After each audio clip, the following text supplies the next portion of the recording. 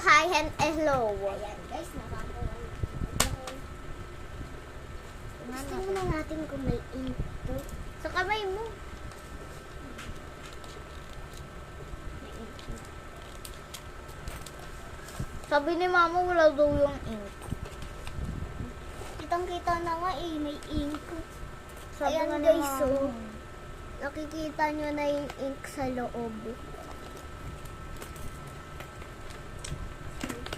So, start na muna ako. Ano mo na-drawing? Bahay. Maganda yun, bahay. Gusto mo na bahay? Ay! Pangalan kong eraser. Eraser. Ballpen, kaya nga eraser. Bali.